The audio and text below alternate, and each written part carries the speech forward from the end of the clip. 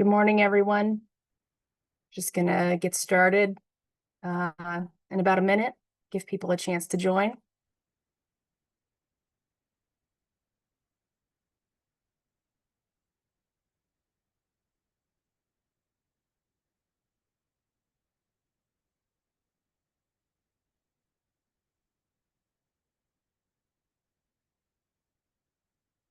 Good to see the chat's working.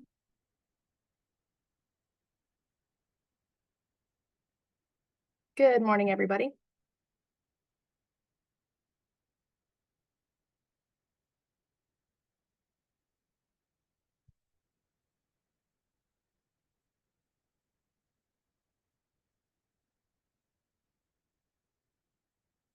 Alrighty, well, we'll get started.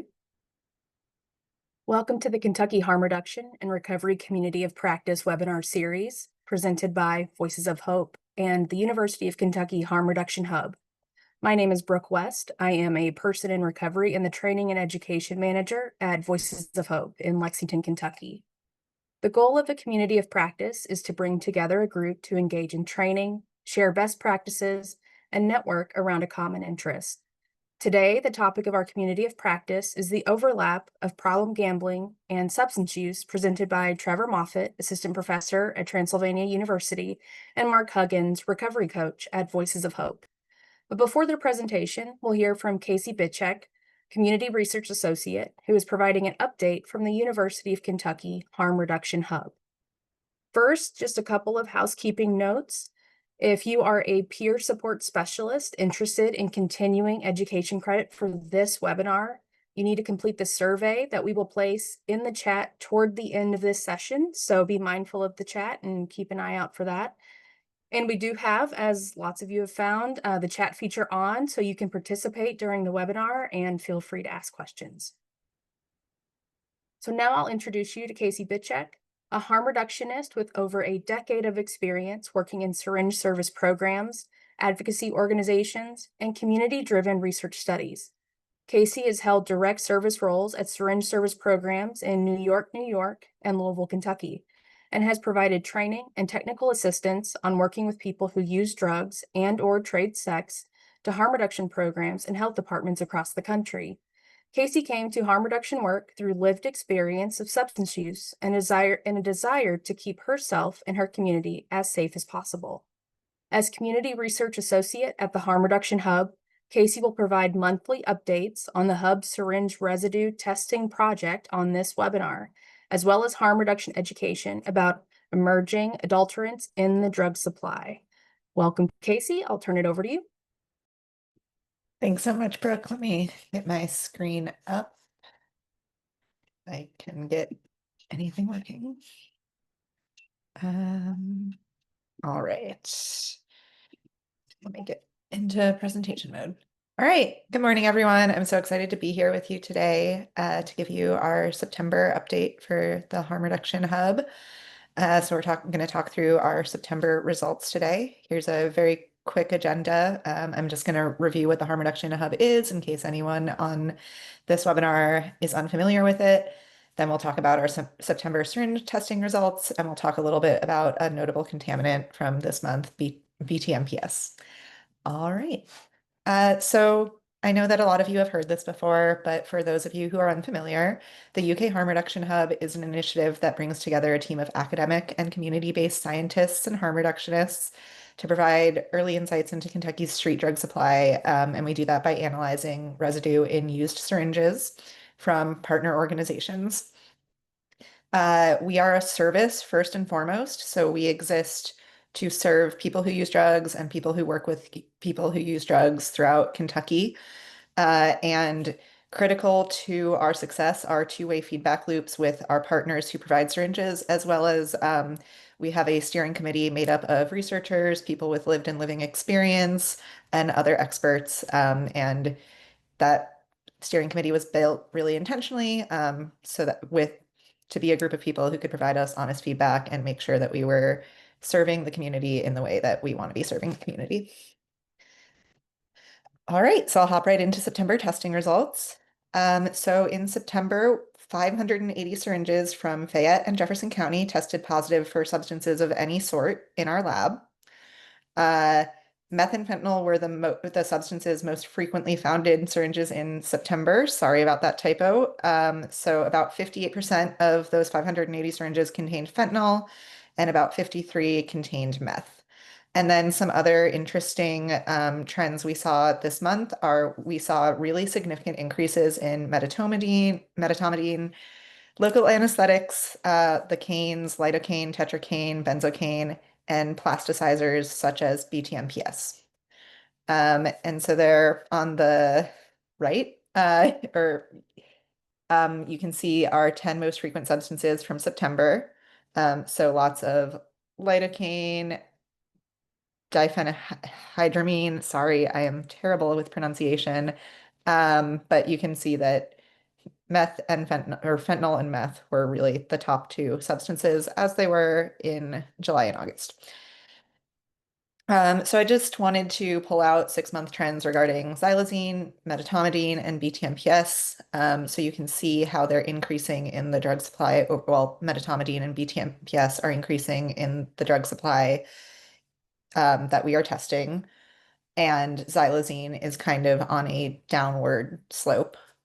So you can see that there was a slight, about a 2.5% decrease in xylazine from August to September, while there was a really sharp uptick in syringes that contained medetomidine. And so just to review for anyone who may not be aware, xylazine and medetomidine are both veterinary tranquilizers. Xylazine, as I am sure lots of folks are aware, causes really, or is associated with really nasty skin wounds that get necrotic really fast, really severe skin wounds, I should have said. Medetomidine is not associated with those skin wounds, but is associated with really severe and rapid onset withdrawal symptoms. So people are experiencing really severe withdrawal symptoms 3 to 4 hours after using, and these withdrawal symptoms often require intensive medical care. And then BTMPS, which we're going to talk about in detail in just a couple minutes, is a plasticizer. So that's a chemical that is put into plastics to protect them from UV rays. And it started showing up, you can see, over the summer. Though I think we heard some reports of it in uh, late 2024 as well. And there's been a really significant increase between the number of syringes that we tested with BTMPS in August, which was only 5 and less than 2% of our positive tested syringes, to 8.4% and 49 syringes this month. So it's a trend we are seeing on the rise. And we are definitely seeing medetomidine, or it seems as though we are seeing medetomidine kind of replace or substitute xylazine in the drug supply. Hey, And Casey, then, real quick, yeah, sorry to interrupt you. no, We have please. a question in the chat from Charles. He Yes. asked, why are so many vet meds showing up? Yeah, that is a great question, and I can't give a definitive answer, and I also welcome any hub folks to jump in as well. But my impression and interpretation is that veterinary meds are not necessarily illicit, they're not scheduled. And so it's to me, it is more of the same pattern of when substances are scheduled, they become more dangerous or sorry, when substances are, oof, sorry, I am stumbling. And thank you, Kelly. Kelly wanted to point out that we haven't seen nitazines in a few months, if anyone didn't see that in the chat. But I think so as things like fentanyl become scheduled, become more criminalized, other things that are less criminalized find their way into the drug supply so that people can stay safer from interactions from the criminal legal system, and because things like fentanyl are getting harder to come by as they are scheduled, as they are further criminalized. So to me, it is the same trend that we often see where a criminalized substance is replaced with a less criminalized substance that is easier to get a hold of, that is puts people at less risk for criminal legal interactions. And then I will also say that xylazine and medetomidine, these veterinary tranquilizers, are depressants like opioids. They're not opioids, but they do have similar effects. So I think that people are mixing them into opioids in particular to kind of enhance the effects of the opioids, particularly with something like fentanyl that has such a short half-life. I suspect, and again, I am not an expert, I'm not saying this is definitive, but I suspect that the goal is to increase that half-life, increase people's high, um, yeah, make the drugs last longer. Does that make sense?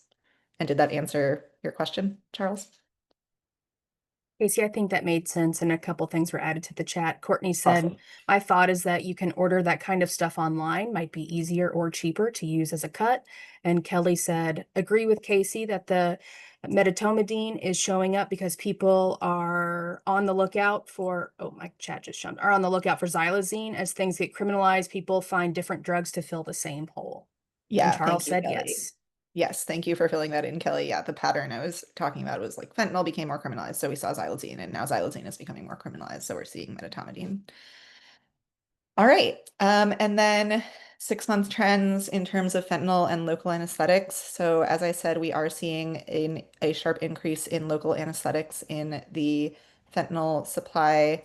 Um, Local anesthetics have like lidocaine, the canes, have been found in cocaine for decades. And the like the reason for that or the suggested reason for that is that they increase euphoria and relaxation. They just make the high feel better, last longer, and they're an adulterant that can be put into the drugs that makes the drugs feel more or just as quote unquote pure.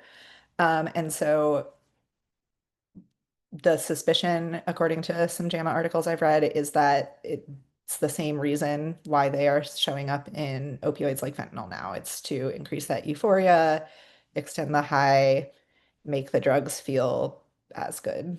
And so we are seeing a sharp uptick in those as well. And then, Brooke, are there any questions or anything to pull out from the chat? Um, no, we're caught Okay, up. Thank you. great. All right. And now I'll talk about BTMPS. So BTMPS, as I said, is a plasticizer. It's a chemical that is put into plastic to protect it from UV rays. Since last summer, summer of 2024, it started showing up in the National Street Drug Supply. And so I put in an image from a JAMA article showing how much BTMPS is being found in each state. That is an image from summer of 2020. I mean, the image is from July of 2025, but it's from research done the summer of 2024. So it is not accurate to right now, but just to give you an idea of where BTMPS has been seen in the past year or so. Um, BTMPS, unlike a lot of contaminants we talk about, has been linked to reports of odd tastes and smells. So it seems as though it might taste or smell different than opioids or veterinary tranquilizers like xylazine or medetomidine, which are less detectable in the drug supply. Because it is relatively new that we're seeing it in the street drug supply, it hasn't been extensively researched in humans, but in animals, it's associated with heart and lung damage, sudden death, and other negative health impacts. Um, it is often mixed with opioids, such as fentanyl. So it's still very important to carry naloxone, to use naloxone if someone looks like they may be overdosing, and to stay with someone for 6 to 8 hours after reversing an overdose to make sure that they don't go back into that overdose. And then, as always, if something feels bad or off or like it needs medical attention, we encourage people to seek medical care. Brooke, any questions from the chat? Kelly added that lidocaine is also often added to drugs because it can help disguise the burn of injection drugs. We see this often in IV drugs in the hospital. Awesome. Thank you. All right. And that is my very brief update so that we can get to the more exciting part of this presentation, Trevor and Mark. But I can take some questions now. Also, if you want to email us or reach us in any way, you can email us at ukharmreductionhub@uky.edu.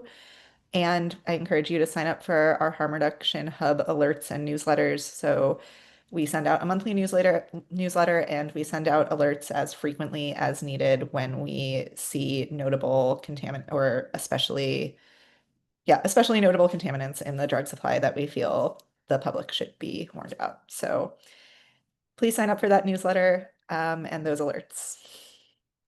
Awesome. Thank you so much, Casey. And if anybody thinks of questions they want to add to the chat, we can get those to Casey or Casey, I can't remember if you can stay on today or Yes, not, I will but be here at okay. the end of the webinar. So if anything comes up, I'm happy to answer later.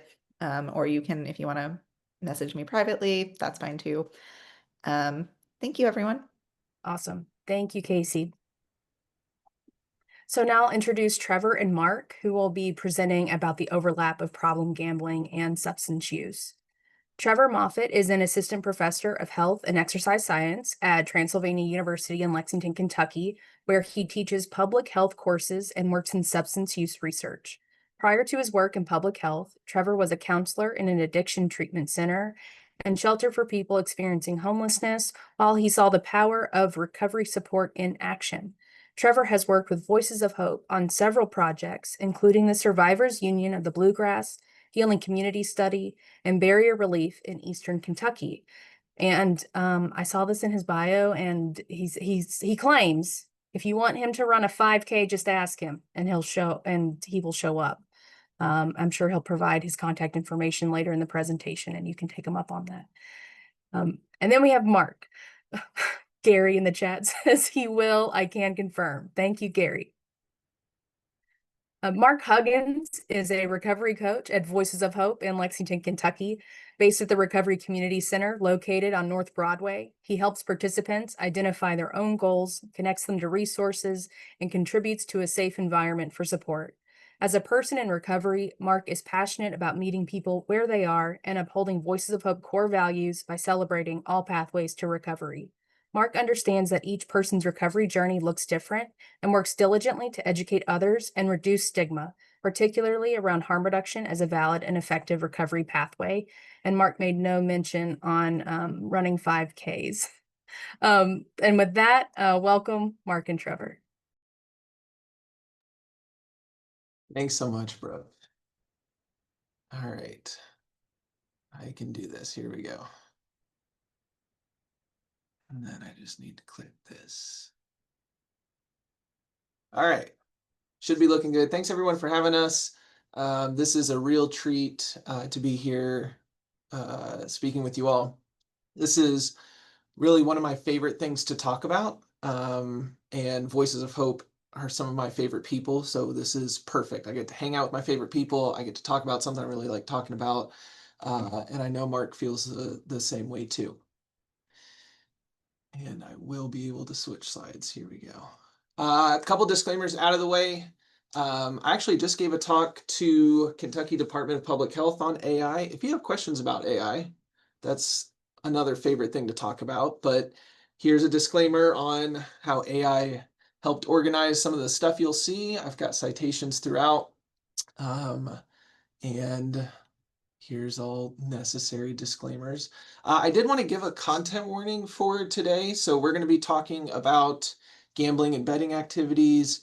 We're going to talk about some consequences, some outcomes that people who are experiencing disordered gambling may be at higher risk for. So things like depression, physical, financial, mental outcomes, but also we'll talk about suicide, suicidal ideation and depression.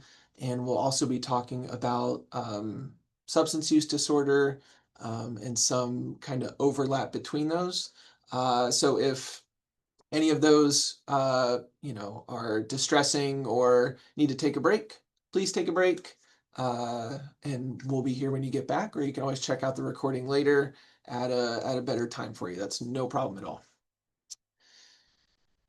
So a little bit, I will introduce myself a little bit more in just a second, but I wanted to give Mark the opportunity to hop on and say hi and briefly introduce himself. So Mark. Good morning, everyone. Thank you, Brooke, for the introduction. My name is Mark. I am a person in recovery. I have been with Voices of Hope for a little over 60 days. And Voices of Hope has been very influential in my recovery journey and kind of lit the fire, so to speak, about my passion for harm reduction. Awesome. Thanks, Mark. Um, so briefly, a trip to Trevor's past. We'll all go there together. I was a mental health counselor, like Brooke said. I worked at a treatment center, addiction treatment center in Columbus, Ohio. As you can see behind me, I'm all Buckeyes, go Bucks.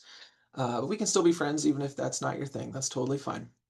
And so I worked there. I got to see the power of peer recovery support while I was working there, and light bulbs went off for me. It was like, oh my gosh, this is what we should be focusing on. This works so well.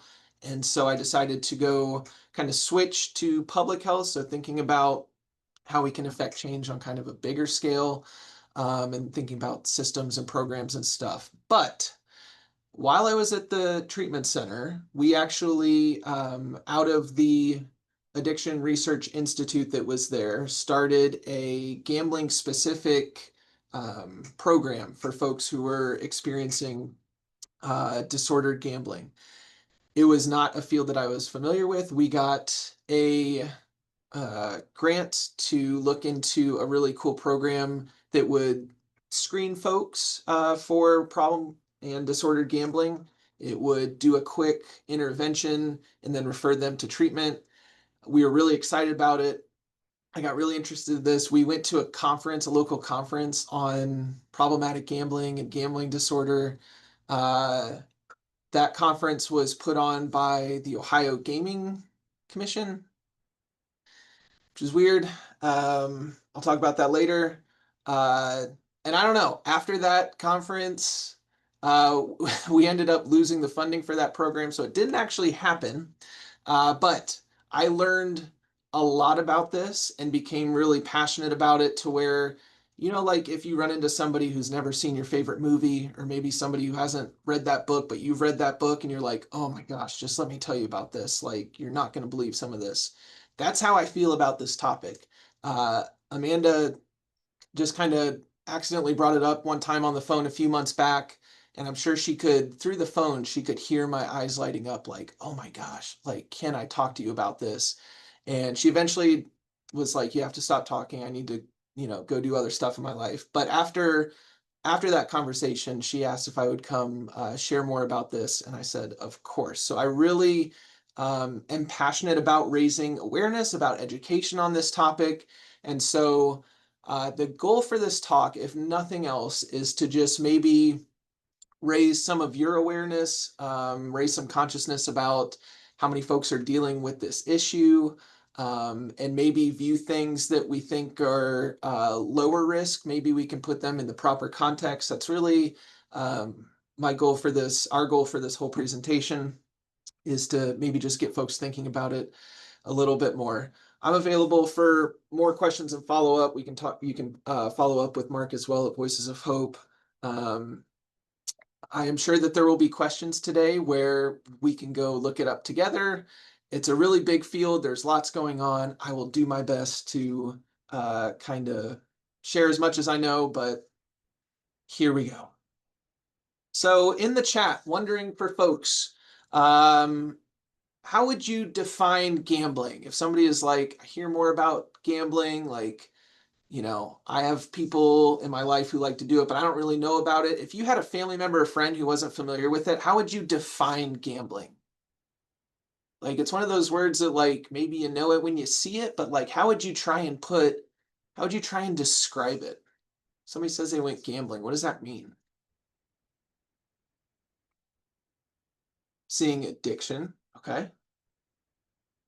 A risk-taking behavior. Chances, risk-taking.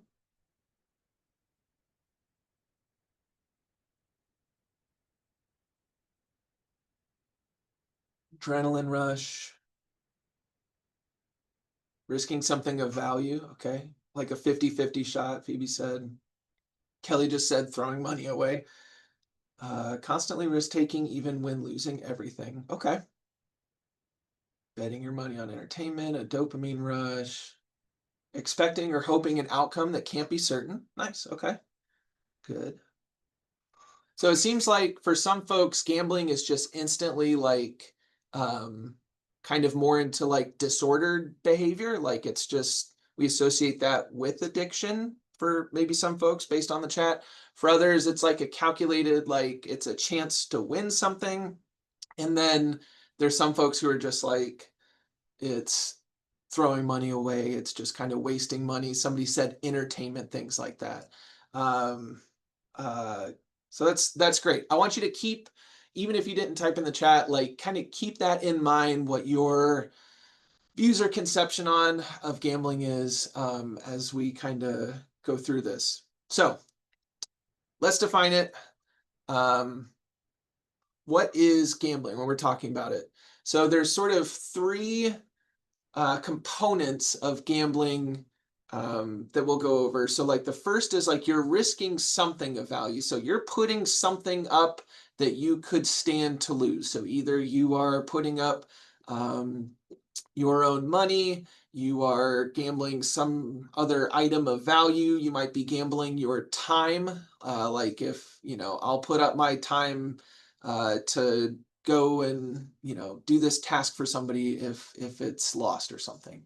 So you're risking something of value on an outcome that is not guaranteed. No matter how much folks say like this is a guaranteed outcome, I got a guaranteed thing. Like if we're gambling, it means that the outcome is not certain. It could go either way. And the third piece is you have the intent to gain something of value. So you're putting up your money on an uncertain outcome, hoping to gain more money or hoping to gain some other item or prize or time or some kind of reward. So I think I saw all of these pieces in your definition. So you all were like spot on. That's great. But these are the three sort of components of gambling. So when I say, now that we're looking at the definition together, like what would be some examples of this?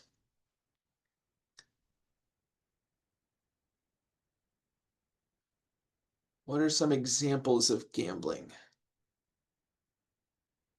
Maybe the first one that comes to mind for you. Casino, sports betting like FanDuel, see slots. Yep, horse racing because we are in Kentucky. Holy, I got to make my chat window bigger. Y'all are quick. Horses, lottery tickets, pull tabs. Yep. Relationships. Okay. Yeah.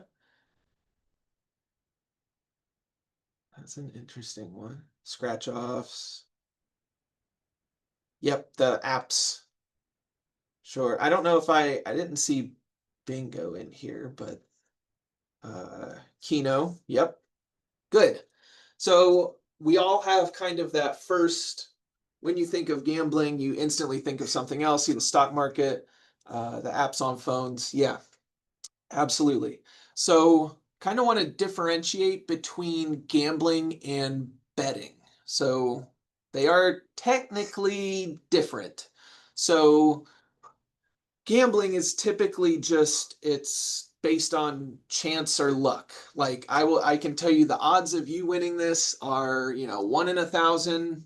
You don't have a lot or any control over influencing those odds at all. You just get your ticket to the 1 in 100 chance and we'll see what happens. So some examples of those are like lotteries. So like when you get a scratch off, the odds of winning a prize in those might be 1 in 10, 1 in 20, whatever. But you didn't control those odds and you didn't influence them.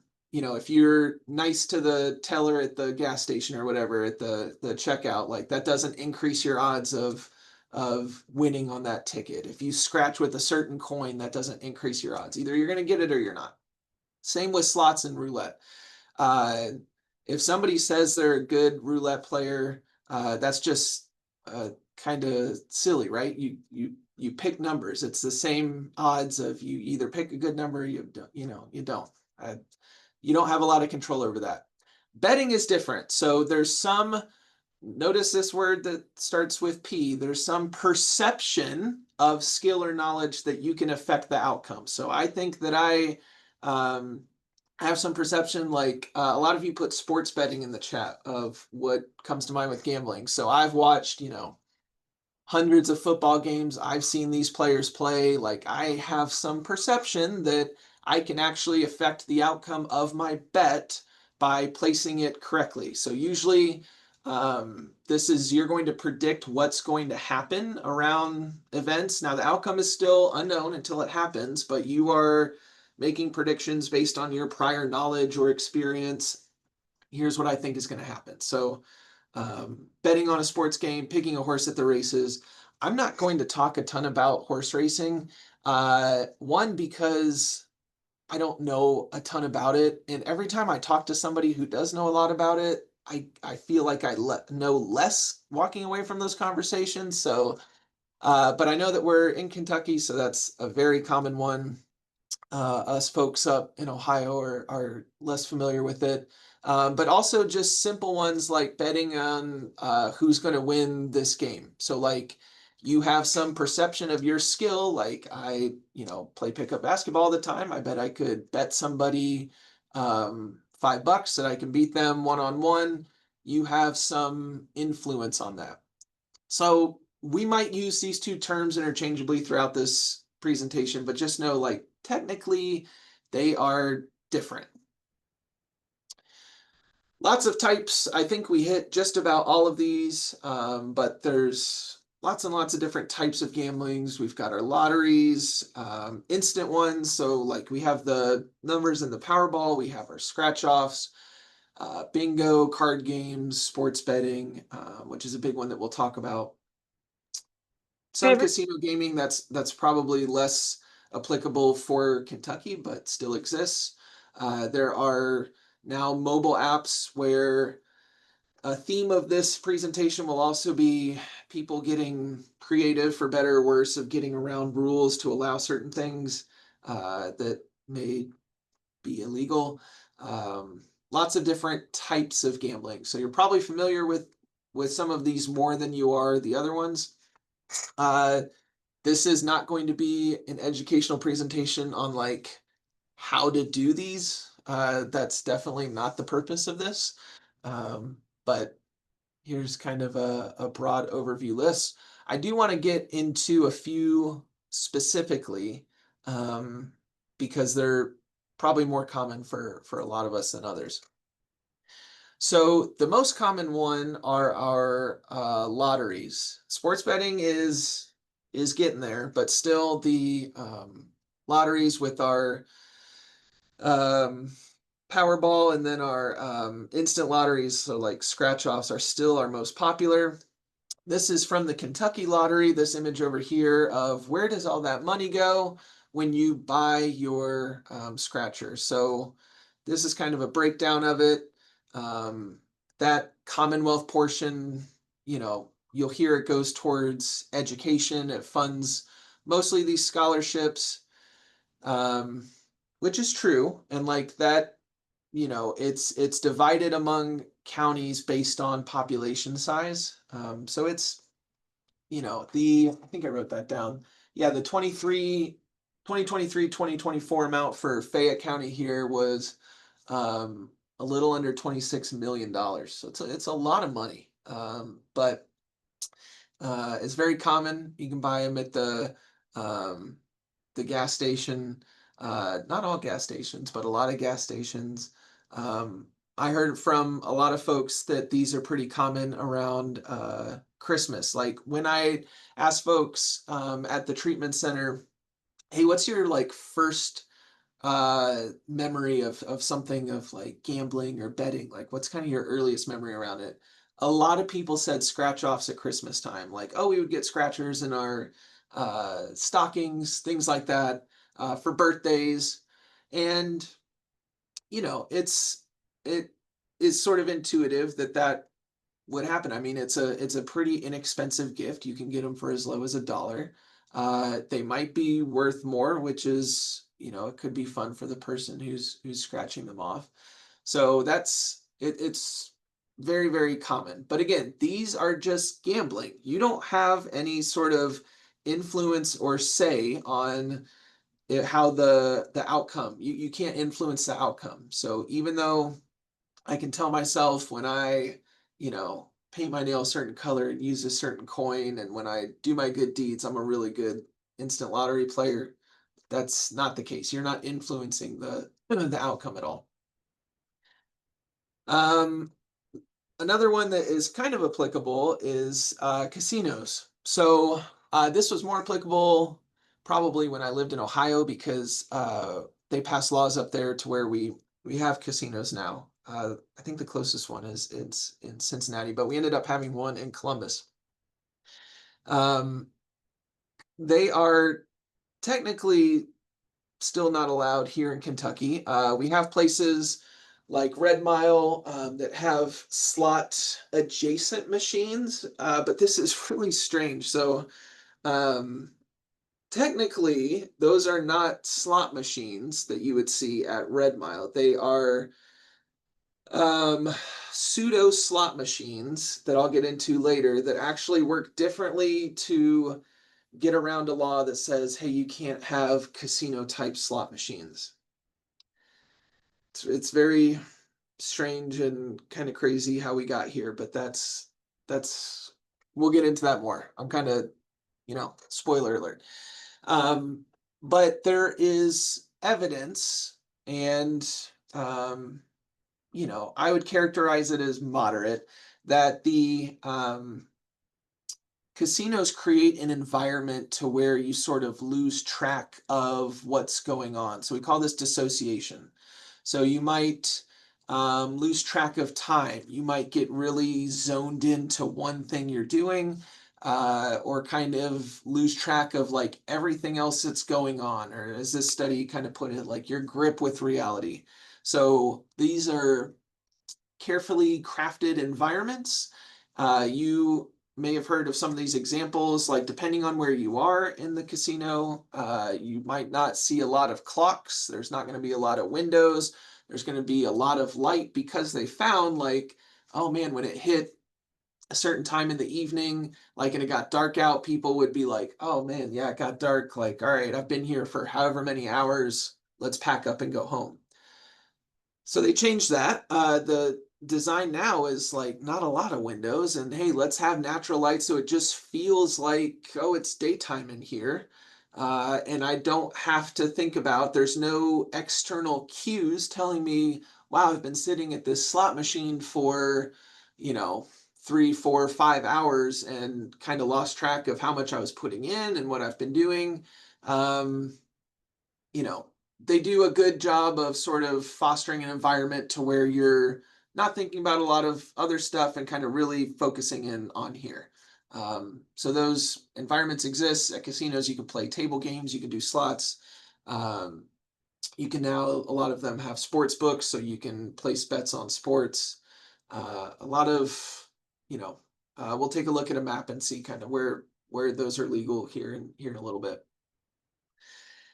The really big one, especially in the last few years, has been sports betting. So this has really exploded over the last 5 years due to mobile apps that allow sports bets. So it used to be you had to know somebody who either ran an illicit sports book. So maybe, somebody was like, you could call a friend and be like, I want to place this bet with you. Here's my money. And then they were in charge of, setting the odds and paying out and everything. that was illegal for that to happen, or you had to know somebody in Vegas that could place a bet for you. So that used to be how it worked.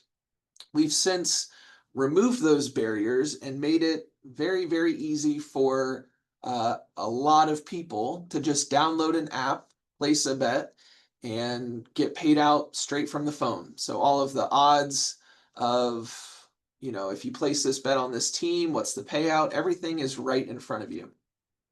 So this one I can kind of talk about a little bit more. I have participated in this before. I don't know a ton of the ins and outs of everything, but just so you all are aware, if you hear this sort of language too, this can kind of be a little educational piece. So you may have heard the word parlay, right? Parlays are becoming more and more popular. Like we're seeing a shift to more parlay bets compared to just straight, I think this team is going to win, or I think, this team will make the playoffs at the end of the year. Those are more straight bets, but parlay is when you combine several different bets into a larger one. So I think that this team is going to win, this team is going to lose. I think this person is going to have, 3 touchdowns on Sunday. I also think this person is going to have however many rushing yards. You're combining different legs or different pieces into that parlay. As you combine those bets, the odds of those get compounded and the payoff becomes bigger if you were to hit each and every one of those legs. Now, if I had like a 6-leg parlay, you might hear folks talk about that. That means that I have 6 different pieces that all have to be exactly as I predicted it. Those all have to happen for me to get paid out. As I sort of construct this bet in my app, right? Pull out my phone, I've got FanDuel, DraftKings, BetMGM. I mean, there's a ton of these. And I don't know if it's still around. But at one time, ESPN, who is the entertainment part, like the largest sports network, had their own sports book. Seemed like a little conflict of interest when you have the folks pushing the news also have their own sports book. But anyways, how did I get off on that?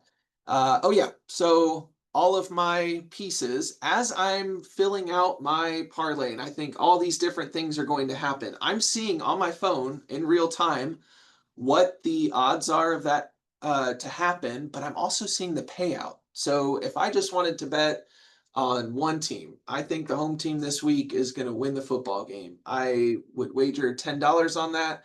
I would see, oh, okay, the odds of that. If I picked them to just win, or if I bet against the spread, which is just, how much they're favored by. I'm not going to like teach people how to do this, but as I'm building, if I just bet on one team, I might double my money. Okay, cool. But as I'm building those pieces, the phone is showing me on the app, oh man, if all of these things hit, I could win $600. Oh man, if I add this one other thing, so if I turn it in from a 6-leg thing to a 7-leg, now it goes up to like $800. And you can literally see it go up. So some folks, that's just like, oh, it's just telling you the odds as you're building it, but also it's cueing you to become more interested or potentially, increase your odds. So as you're adding stuff, your chances of winning go down, down, down. That's why the payout goes up, because they're not as worried about losing that money because you're increasing the odds so much. So that is sports betting. It seems to be everywhere now. For my folks who like sports, think back to the last football game you watched or whatever sport you watched. Chances are you probably saw several sports betting ads. I mean, it feels like they are everywhere. Like I can't scroll past a story on ESPN without seeing an ad for one. I can't watch a game without seeing an advertisement for one. It's just constantly being cued to bet, to bet, to bet.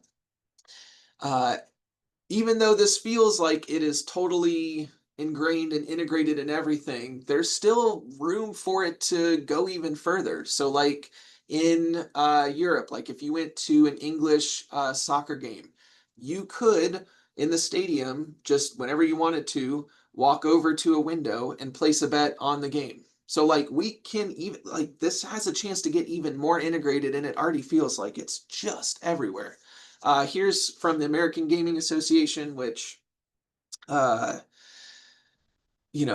is a big lobbying arm of the um, gaming and gambling that happens in this country. But here is some statistics on how much advertising is being spent. We actually peaked in 2021. So that was like when we saw the most. And it's actually come down a little bit, but this is how many millions of advertisements there are and how many millions of dollars is being spent on sports betting. It's just been a ton of resources spent on this.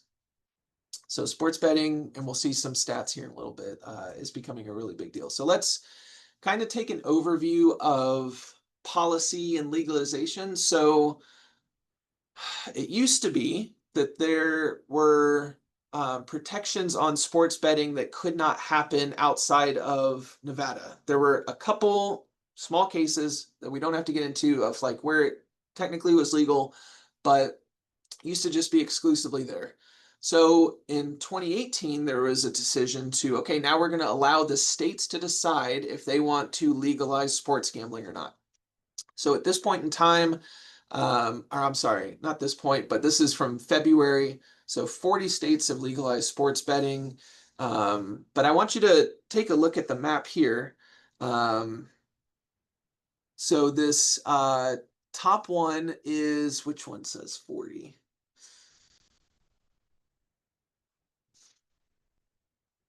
The top one is sports betting, and then down below is casinos. So we actually have more, but there are some states who are like, we'll have casinos, but like, no, we're not doing sports betting. So it's not kind of an all or nothing thing. There's some states that have chosen different types of gambling to be legal and not legal. Here in Kentucky, they legalized sports betting a couple years back to where now you can access it on your phone. It's all geo-fenced, so you have to be in a place that allows it when you log on to your app. So you have to be somewhere that allows it, and it can tell.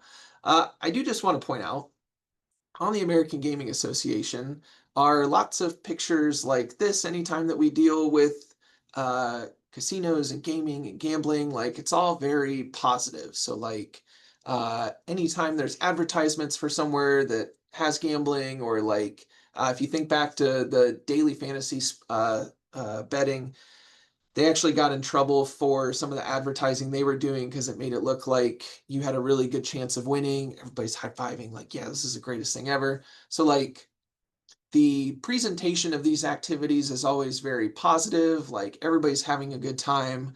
But that's not where they make most of their money. We'll talk about that later. Yes, like beer commercials. Oh my gosh, beer commercials are everywhere. That's a great point. That's a great comparison. Staying on the topic of sports betting, so it's become more, not only more prevalent, but also more favorable. So this is from a Harris poll a couple years back, and it shows that the percentage of folks who have a positive opinion of sports betting is increasing. So in 2022, it was already over half. And now it's approaching 2/3 have a positive opinion of sports betting. You know, it's no longer something that, oh, these are folks getting on like a payphone and calling, somebody out west and like having kind of shady stuff. This is now out in the open, and not only is it out in the open, but people have an overwhelmingly favorable opinion of this. So it's here, it's everywhere. But this, I do have a quote that I wanted to share. So Dr. Timothy Fong, who is a professor of psychiatry at the university at UCLA, kind of put it, I think, into perspective on how we are approaching like healthy versions of this as this is becoming. So like we saw the rapid ramp up of this is just kind of everywhere now. It's being advertised.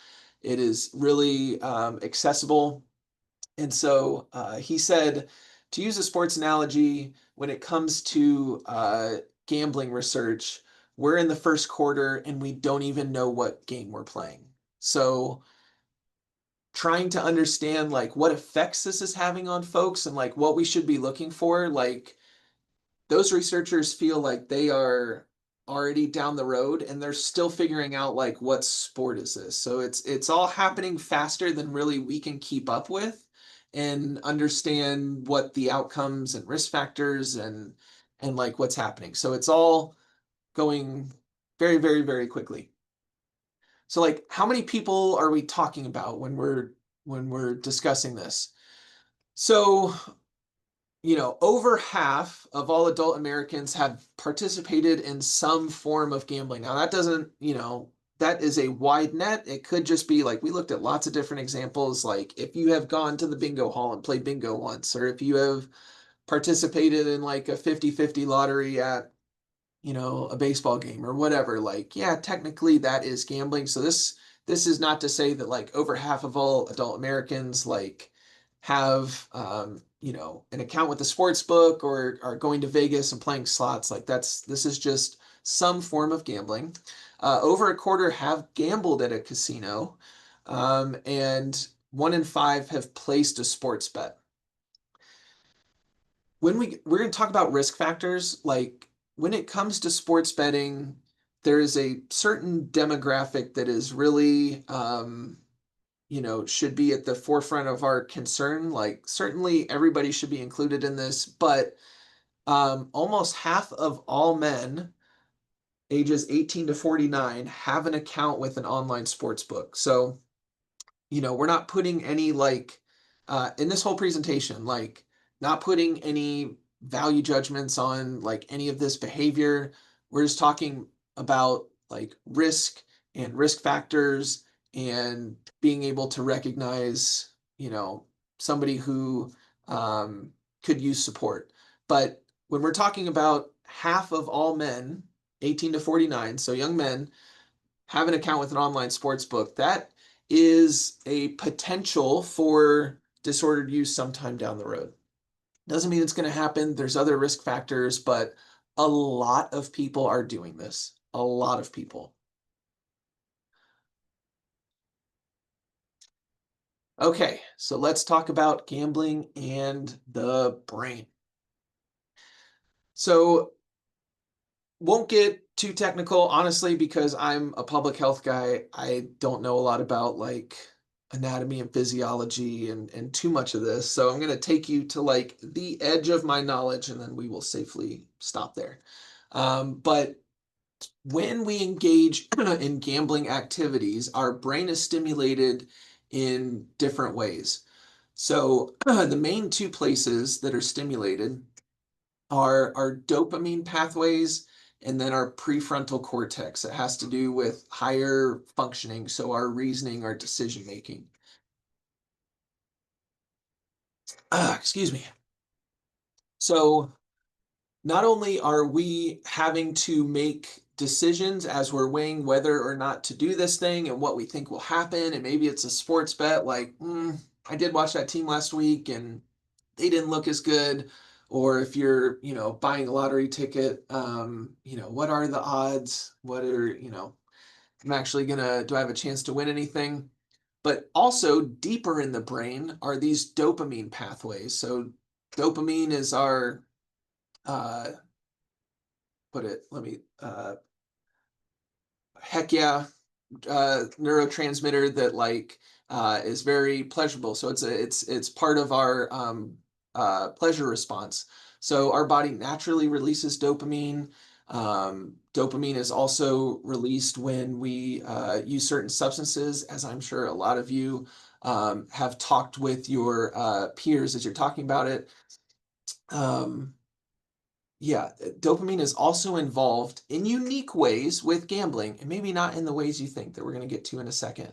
But I do want to turn it over to Mark. So when Mark and I got together to talk about this presentation, Mark really enjoys talking about this and how dopamine works in the brain and has really cool ways to just describe this. So, Mark, I'm gonna turn it over to you. Thanks, Trevor. Um, so,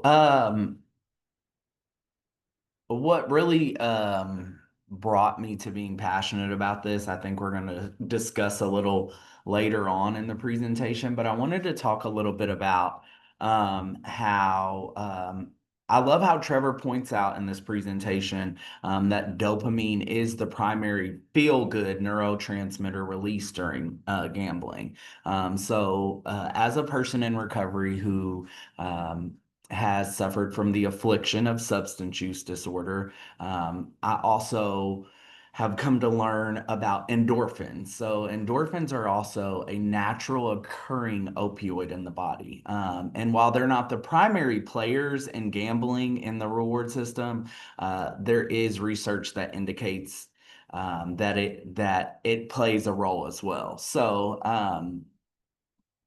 Real quick, so endorphins released by the pituitary gland. Endorphins are the body's most well-known natural painkillers. They are also associated with the runner's high, so to speak. So as it related to me and my gambling addiction, it I was kind of able to take a look and reflect on that and realize like where that came from. One of the things that I wanted to look into when I first started looking into why I had such a problem with gambling was what influenced different people getting different rewards, right? And I use this as, for those in recovery, we say something often that's if you spot it, you got it, right? So I use this as a example of how kind of if you spot it, you got it. When I first got into recovery, I saw that my nephew came running into our living room and um, fell down, right? And he just kind of looked up and laughed. We all laughed with them. And 6, 7 months later, every time we're kind of gathered in the living room with family, he still continues to run in. And I don't use that as an example to say that this is necessarily someone who's going to be prone to addiction or gambling addiction, because that's not my place to say, right? But I share that with you to talk a little bit about how some of our brains just get different rewards. And so one of the things that really drew my interest was this. An individual's genetic, brain structure, environment, and history of past rewards all contribute to variations of dopamine release when a reward is registered. The phenomenon, so to speak, is not about whether dopamine is released, but the magnitude and specific triggers of its release, which vary between people. Again, that's the genetic influences, brain structure, environmental factors, and history of reward. So for certain individuals, you'll see that greater reward that kicks in. I also wanted to kind of reference back to where I talked about the endorphins being a natural occurring opioid in the body. So endorphins are released during gambling, along with other feel-good chemicals like dopamine and adrenaline, creating a euphoric feeling even when losing. However, studies show that pathological gamblers may release fewer endorphins in response to the stimulation as opposed to healthy individuals, suggesting that they need more intense gambling to experience the same pleasurable buzz, so to speak, and may be more prone to the addiction of gambling. So it works a little bit like this: reward system stimulation. Anticipation, risk, and then feel good chemicals. So the reward system stimulation is gambling stimulates the brain's reward system, similar to how drugs and alcohol do, leading to the release of the neurotransmitters and hormones like endorphins. And the anticipation and the risk, the excitement and anticipation of a potential reward, as well as engaging in risky activities, can trigger endorphin release contributing to the high associated with gambling. Feel-good chemicals, and in addition to endorphins, gambling also increases dopamine, which is associated with pleasure and motivation, and adrenaline, which contributes to the excitement. Thanks, Trevor. Awesome. Thanks, Mark. So we're going to get into, before we go into our next section is, so like, when does gambling become a problem? I'm just going to stop here real quick and show you how some of these situations are set up for folks that we might not be familiar with. I have more slides on dopamine and gambling. They're going to be available in this presentation, but for the sake of time, I'm just going to kind of go a little bit further. So imagine I present you with a chance to gamble. So I say, hey, in this first scenario, you've got a 1 in 10,000 chance that you win $1,000. Do you want to play? And somebody's like, yeah, sure. So they hand me their $5 to play, and I just tell them, nope, you lost. Do you want to play again? Like, sure. So they hand me $5 and I say, nope, you lost. You want to play again? They're not, they're probably at some point going to stop and be like, no, I don't understand, like, this. No, I don't want to keep playing. Now, suppose I hit you with this scenario though. So like, you have odds that are 1 in 10,000, you have to match 3 numbers right from 1 to 20. And, do you want to play? Oh, sure. Yep. $5. I say, oh man, you matched 2 numbers, and that third number, you were only 1 away on that. Oh my gosh. Do you want to play again? I might think, oh man, I got super close on that time. Like, I matched 2 numbers. I was only 1 away on the third. Sure, I'll play again. So how are these two scenarios different? Like, why are they different? Are they different?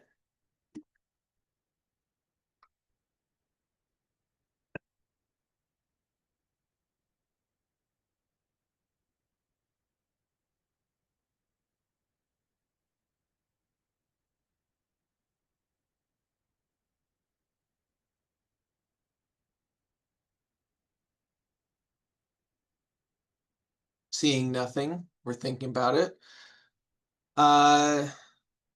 Yes, scenario 2 feels like you were close to winning, right? Functionally, though, these are the same thing. Both of these, you have a 1 in 10,000 chance to win, and you paid your money and you lost. The outcome was the same, but scenario 2, it feels like you were close. And maybe, yeah, like maybe you have control because I picked numbers and they were meaningful, but both of these are the same. They have the same odds, they had the same result, and it's either you're going to win or you don't.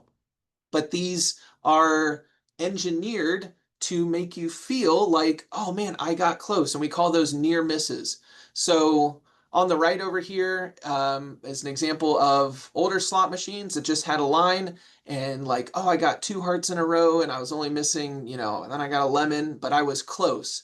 That pull of the handle was, you had a 1 in 1,300 chance of hitting it and you didn't. We have made more lines and everything to make those near misses seem like you were close. Like, oh man, and the dopamine activated during near misses is higher for people who are potential. And I apologize, this study did not use person first language, and I would push back on the language that they used. But people with gambling disorder release more dopamine on near misses than people who do not have that disorder. So this is engineered to release the chemicals in your brain to say, oh, I'm really close and I have some control over this, when you don't. The odds are the same.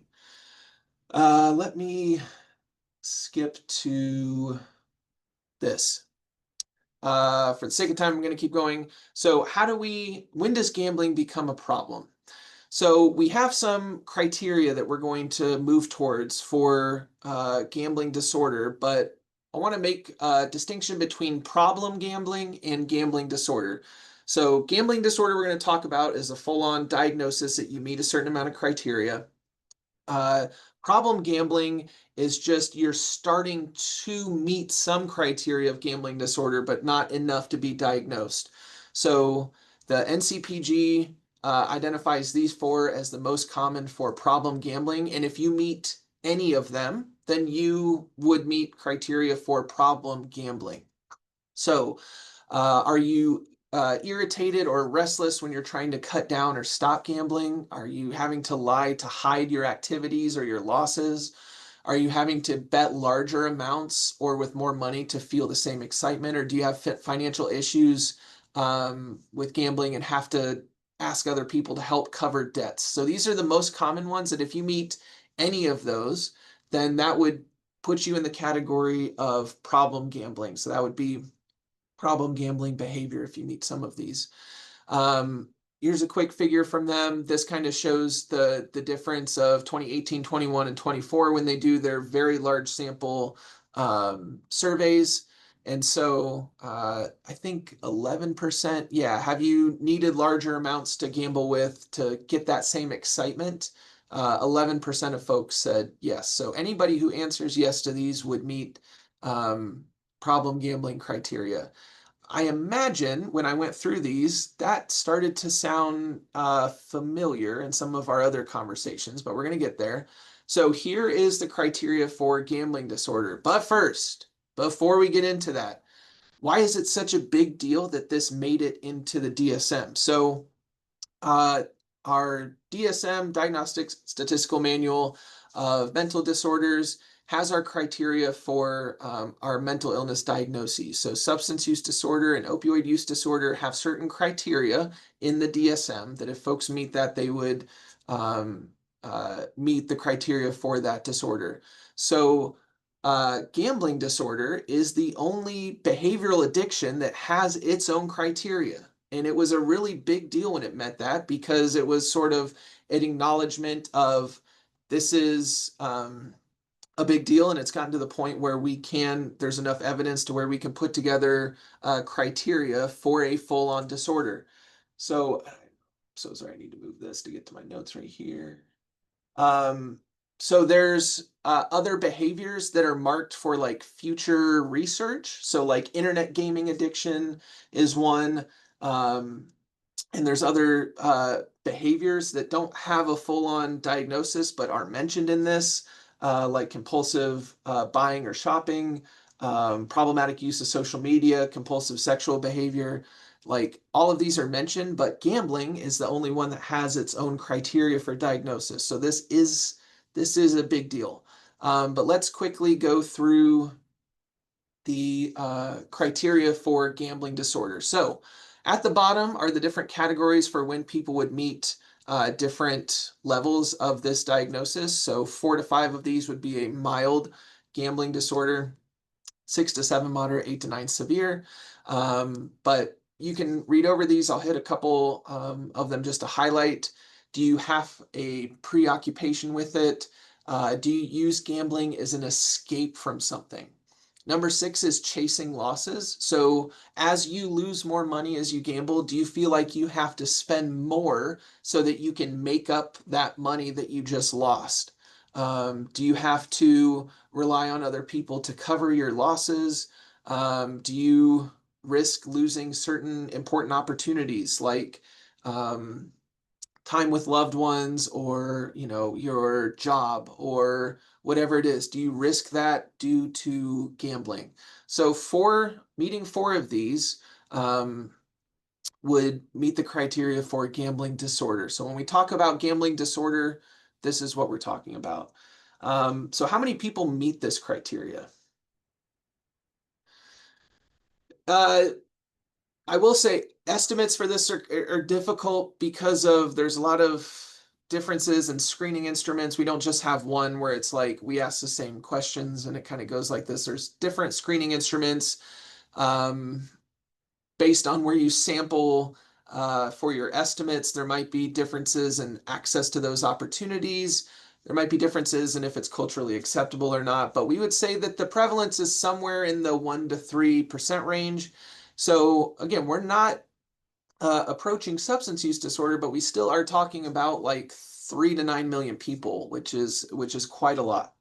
What are the risk factors for developing gambling disorder? Well, a big one is being male, especially young male. So we saw the number of young men who are using of people identifying as male, young people who are using sports books. And so this behavior, outside of just sportsbook, but going into other gambling behavior, is higher rates of these behaviors are among uh, male population. Lower education level, lower socioeconomic status, having financial struggles, having parents or close relatives who gamble themselves. Substance use is a risk factor, as well as other psychiatric diagnoses. So for folks you interact with that maybe are experiencing, they're already experiencing the disease of addiction through a substance use disorder, they are at higher risk for developing a gambling disorder uh, just by having that experience of dealing with that illness already. Um, you know, similar neurotransmitters being activated, um, similar things happening. Let's go to what are the outcomes associated with gambling disorder that are really, something that we want to be mindful of? Like, why does this matter so much? And this is where suicide comes into play. So, like, um, among folks with gambling disorder, like almost a third on the higher end of the estimates have attempted suicide. So not thought about suicide, but actually attempted it. And you can imagine how by the end of this illness, you are potentially financially in so much debt. I was reading one study that was looking at folks who had attempted suicide, and the average loss was like, I think I wrote it down, it was like over $400,000 in debt. And so you know how much that is going to how much work that's going to take to pay back, go through bankruptcy. You've likely had a lot of relationships that have been used or burned because of this behavior. And so like it's very, very serious and tremendously sad that the folks who are dealing with this illness have such a high rate of suicide attempts. One study put it, sort of described it as a function of like you are both indebted for so much money and you have so much shame. So that was a qualitative study that kind of looked at um, folks who had past attempts and tried to describe like what was going on. And it was both how much money I owe and just the tremendous amount of shame with it. Um, a quick Google search will bring up lots of instances where folks are, attempting suicide at places where they gamble. So, unfortunately, and this is, absolutely tragic, but parking garages at casinos are a very common place for suicide attempts. So if you go to a state where casinos are legal, it's, if you drive around, likely a lot of them have started to put bars or something to prevent these. This particular one was extraordinarily tragic because several attempts had happened at this place and they really didn't do anything about it. But this was just this year that happened. So very, very serious outcome. The most serious outcome is suicide attempts and completion. Other outcomes, besides just the financial issues, there often comes various legal and criminal issues as well, and impairment and difficulty holding a job, pursuing careers. So your quality of life and where you find fulfillment is really affected by this disease. You are more likely to be diagnosed with a substance use disorder, a personality disorder, have other compulsive behaviors if you have gambling disorder. So it's just compounding an illness that a person's already dealing with. And there's associations with higher risk, you're at higher risk of other conditions like obesity and cirrhosis, lots of different things. So um, very, very serious disease and illness, but put that in the context of what we talked about earlier. The entertainment piece, these commercials are everywhere. Like, get on your phone and use it, come and have a good time, forget what time it is, spend lots of money. and this is the seriousness of what we're dealing with for people who develop this disease. I'm going to turn it over to Mark now. I'm going to stop sharing. Mark has been so gracious to share his expertise and experience with us, to provide a voice for folks with lived experience from this. So thank you, Mark. I'm going to stop sharing. One sec. Thank you so much, Trevor.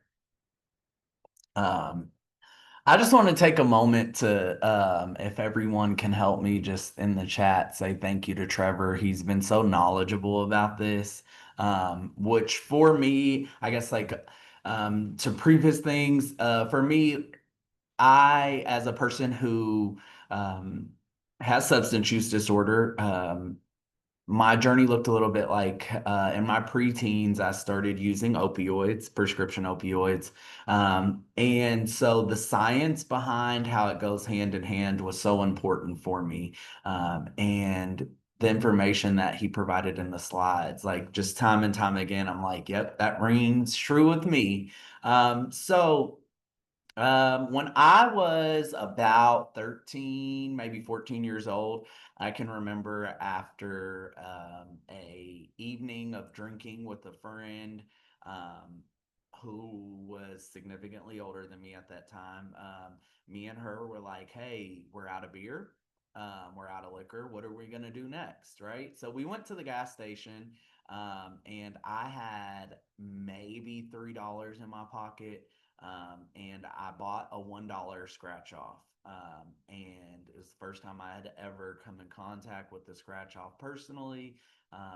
We won just enough to be able to get beer and cigarettes that night. So it was very, I guess that is like the first time that I can note how impactful. Now I can reflect on it and see how impactful gambling was on my life. For the remainder of Mark, I'm sorry to say, but your sound just got low. So, and people are putting it in the chat. It's a little hard to hear you. If there's something you might be able to do to adjust that. Is that any better? Yes.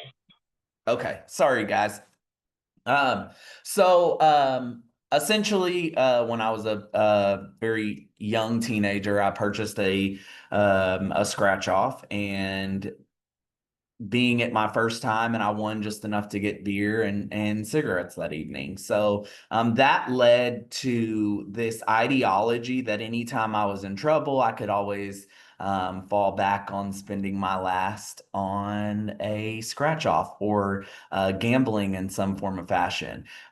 So to follow that up, aside, like with the crossover of substance use disorder, and as a longtime opioid user, I, in my early 20s, first attended a gambling house. So I know we talked a lot about legal gambling, but I also think it's important to address illegal gambling as well, right? Because I started attending or popping up at the gambling houses here in Lexington. Anyone who's ever come in contact with them knows that it's a very dangerous situation to be in. And so I started popping up there and spending quite a bit of money. I'm going to kind of try and keep this short. So if anyone has any questions or anything, don't hesitate to reach out to me. So I kind of want to hit on the key point of I never really looked at gambling as a problem until I was incarcerated. I was in a recovery program inside of Fayette County Detention Center, which is the program that I was in was kind of to assist people that were fighting cases or facing criminal charges and helping them get a lesser sentence, right? So I was in there. I had 15 years at 85% looming over my head. And then despite the threat of going to prison for 15 years at 85%, which that 85% means 85% before you would be parole. You have to serve 85% of that time before you would be parole eligible. I stopped using while I was incarcerated the day that I entered that program. A lot of my behaviors changed, but one thing that carried over was gambling. I was housing poker games, playing poker, manipulating my way into getting the guard to open cells that weren't supposed to be opened at the same time because of the program that we were in. And so one evening, it's probably about 9 or 10 of us sitting around a table. We're playing, and the sergeant walks in. The sergeant walks in and catches us playing poker. And we are in this recovery program, and it's kind of the theme throughout the facility is that we're to be held to a higher standard, and even more so hold ourselves to a higher standard. And gambling was just a big no, right? So despite the threat of, like I said, the threat of 15 years at 85%, I continued to choose to gamble, even knowing that people who came before me had been discharged from the program as a result of this. And um, so I think it's important as people, if you work in recovery, I think that it is so important that we help meet people where they are, right? Because I was in a recovery program that specifically talked about substance use, but we didn't address anything outside of substance. And I say that to kind of like lead into the fact that I realized for me personally that it was problematic. I'm like, why would I?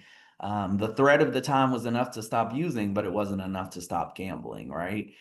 So fast forward a little bit to I got released, I got drug court and probation, and um, I came back in contact with gambling, as Trevor mentioned before, on Christmas of 2024. I was released on November 8th of 2024.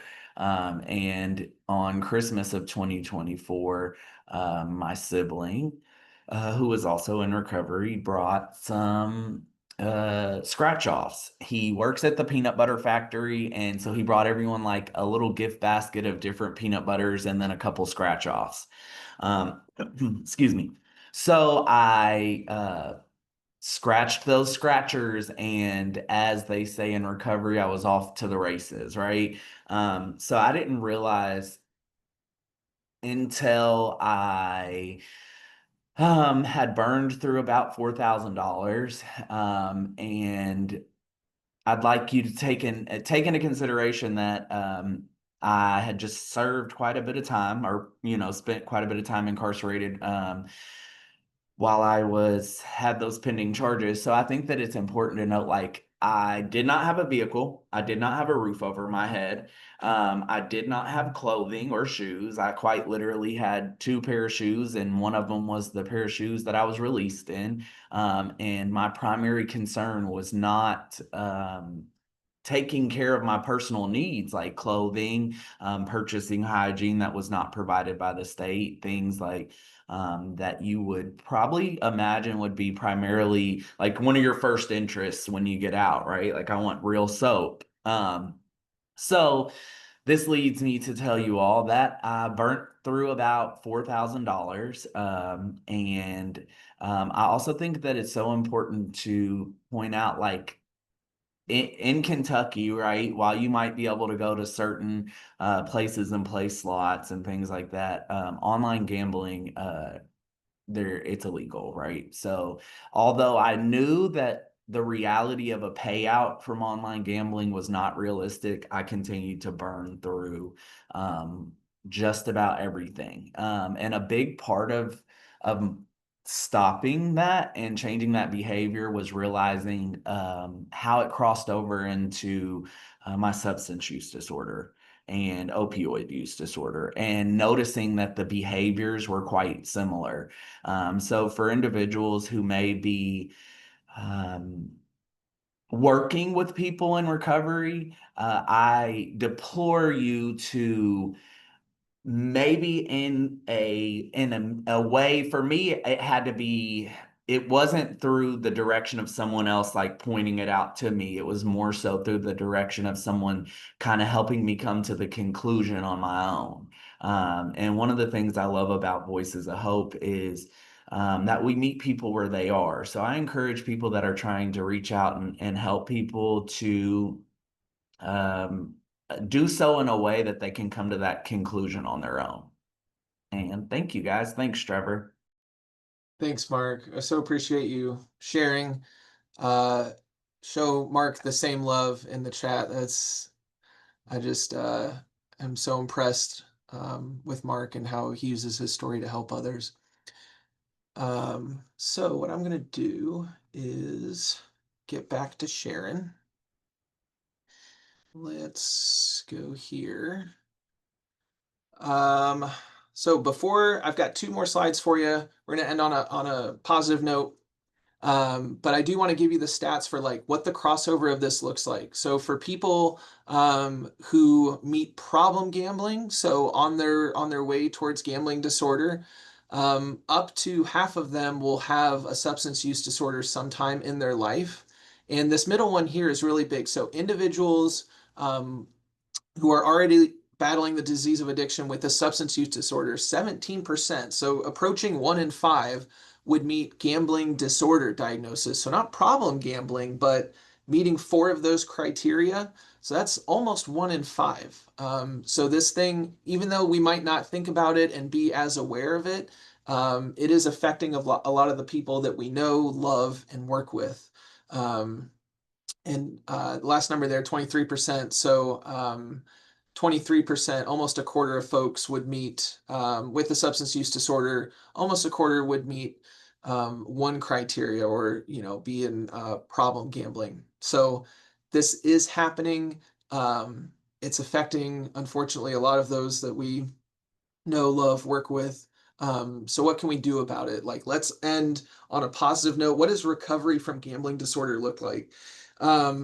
This article is fantastic. I will share it with anybody who wants it. It is a very in-depth look at how folks describe recovery in gambling disorder. So it's very person first. It's a great article. The first part is just cognitive behavioral therapy and similar interventions has been shown to be really effective for gambling disorder. So it's working with people to build up recovery capital, just like you would for a substance use disorder, and work with folks to change those distortions a little bit. Like I have a lot of optimism. I think I will win. Like, okay, well, let's talk through it.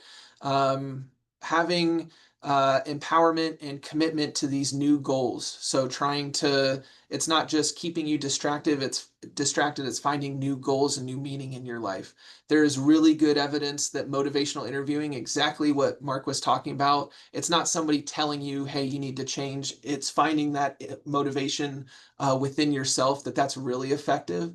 And just trying to build those healthy relationships back up. So this is a lot of the same work that I imagine a ton of you are already doing. It's just applying it to a different behavior. So I don't want you to feel like I don't know anything about this, so I feel like I can't talk about it. It's the same principles. It's talking people, how can you build recovery capital? How can you challenge faulty thinking and use that motivational interviewing to find that within themselves? So that is all for us. If you have questions, please reach out. Thank you so much for letting us come and share with you today. This has been incredible. Thank you to Voices of Hope for the opportunity. Thanks so much, everyone.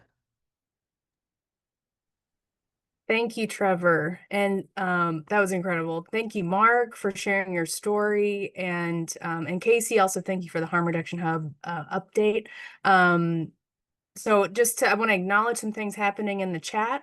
We have sent out 2 links in the chat. One is for the continuing education certificate, and people are saying that the link is not working. However, we've had several people complete the link. So we think the link is working, but I'm going to put my email in the chat, and you can email me if you're still having an issue.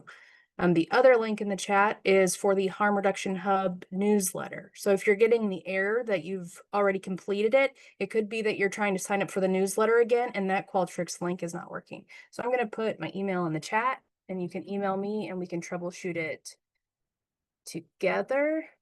That's my email, and I'm going to put the link for the continuing education credit for that certificate in the chat one more time as well. So Amanda, if you'll just leave the webinar up for just another minute while people are grabbing those things out of the chat.